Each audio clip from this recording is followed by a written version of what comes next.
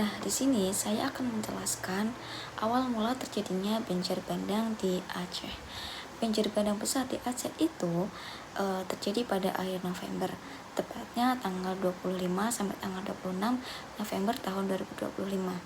Peristiwa ini bermula dari hujan ekstrim yang turun terus menerus di wilayah Aceh dan Sumatera bagian utara.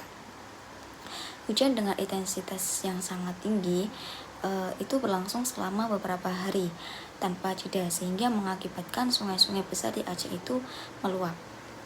Jadi kronologi kejadian banjir bandang di Aceh itu pada tanggal 21 sampai tanggal 24 November itu kondisi itu cuacanya sudah mulai memburuk. Hujan deras terjadi di beberapa wilayah Aceh, terutama Aceh Tengah, Aceh Utara, Pidi, dan Aceh Tamiang. Lalu pada tanggal 25 November, hujan itu semakin intens dan tidak berhenti selama 24 jam. Sungai-sungai seperti Sungai Peusangan, Lai Soraya, dan aliran sungai di Aceh Tengah naik drastis. Lalu kemudian pada tanggal 26 November, itu adalah puncak kejadiannya, yang dimana sungai itu meluap, terjadi banjir bandang di beberapa kabupaten secara bersamaan. Air itu membawa laut, lumpur, dan pohon tumbang dari pegunungan. Lalu pada tanggal 27 sampai tanggal 28 November itu dampak itu semakin meluas ke area permukiman, sekolah, fasilitas umum, dan lahan pertanian. Jalan nasional di beberapa titik pun itu terputus. Banyak warga yang harus dievakuasi bersama-sama. Pada tanggal 28 November itu pemerintah Aceh menetapkan status darurat bencana selama 14 hari untuk mempercepat penanganan banjir dan banjir bandang.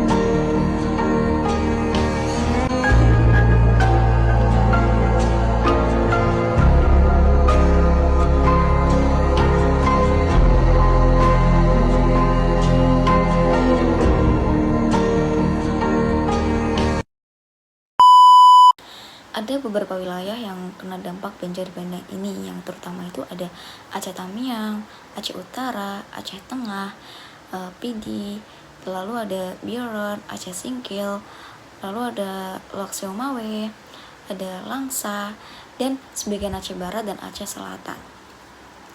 Ribuan rumah itu tenggelam, akses jalan terputus, dan banyak warga yang mengungsi di mana-mana.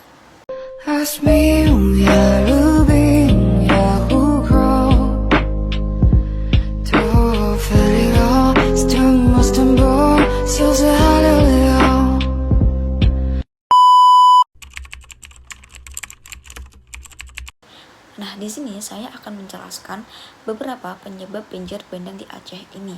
Yang pertama, itu adalah curah hujan ekstrim. Itu karena hujan lebat dalam waktu lama membuat sungai itu meluap. Lalu curah hujan ini itu lebih tinggi dari rata-rata tahunan. Yang kedua, itu adalah badai tropis atau bisa disebut dengan siklon senior. Itu fenomena cuaca langka ini memicu hujan luar biasa di Aceh. Lalu yang ketiga, itu kondisi geografis Aceh. Nah, Aceh ini memiliki banyak pegunungan curam. Saat hujan deras, air dari hulu turun sangat cepat, menyebabkan aliran deras ke wilayah hilir. Lalu yang keempat, itu ada erosi dan penggundulan hutan.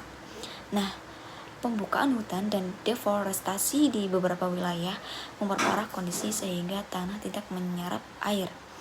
Lalu yang kelima, ada penumpukan sedimen di sungai. Nah, sungai menjadi dangkal sehingga lebih mudah meluap saat debit air itu naik.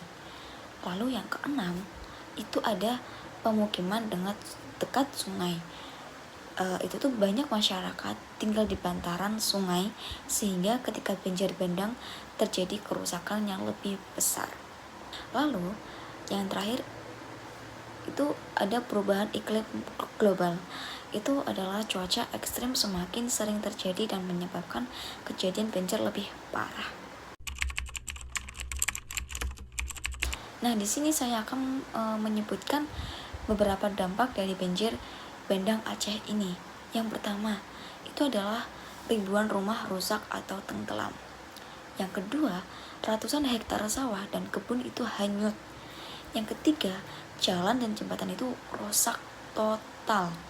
Yang keempat, aktivitas sekolah dan ekonomi itu lumpuh. Yang kelima, banyak warga yang mengungsi. Dan yang keenam, tanah longsor di beberapa titik pegunungan. Nah, sebelum saya menyebutkan dasar-dasar Pancasilanya, di sini saya akan menjelaskan terlebih dahulu. Peristiwa banjir bandang tidak hanya menjadi masalah lingkungan, tetapi juga menguji bagaimana nilai-nilai Pancasila itu diterapkan oleh masyarakat, pemerintah, dan relawan saat menghadapi bencana. Nah, berikut ini keterkaitan dengan setiap sila. Yang pertama adalah sila ketuhanan yang Maha Esa. Nah, di sini kita bisa melihat masyarakat Aceh dan Indonesia itu diajarkan untuk bersabar, berdoa, serta saling menguatkan ketika menghadapi bencana. Lalu yang sila kedua itu adalah kemanusiaan yang adil dan beradab. Dasarnya itu semua korban banjir bandang tanpa melihat suku, agama, atau status sosial harus diperlakukan sama dan dibantu secara adil. Lalu sila yang ketiga ada persatuan Indonesia. Nah, banjir bandang Aceh ini memicu dukungan dari seluruh Indonesia, baik dari pemerintahan pusat, lembaga sosial, atau maupun masyarakat. Lalu sila yang keempat ada kerakyatan yang dipimpin oleh hikmat kebijaksanaan dalam permusyawaratan atau perwakilan. Dasarnya itu adalah pemerintah Aceh bersama pemerintah pusat mengadakan rapat darurat koordinasi BPBD, BNPB, TNI, Polri, dan perangkat desa untuk menentukan langkah penanganan bencana. Lalu sila yang kelima adalah keadilan sosial bagi seluruh rakyat Indonesia. Dasarnya itu adalah bantuan bencana harus dibagikan adil dan merata kepada semua korban. Kemudian pemerintah wajib memberikan perlindungan sosial, makanan, air bersih, tempat tinggal darurat, dan layanan kesehatan. Nah, jadi itu dasar Pancasila yang berkaitan dengan banjir bandang di Aceh ini.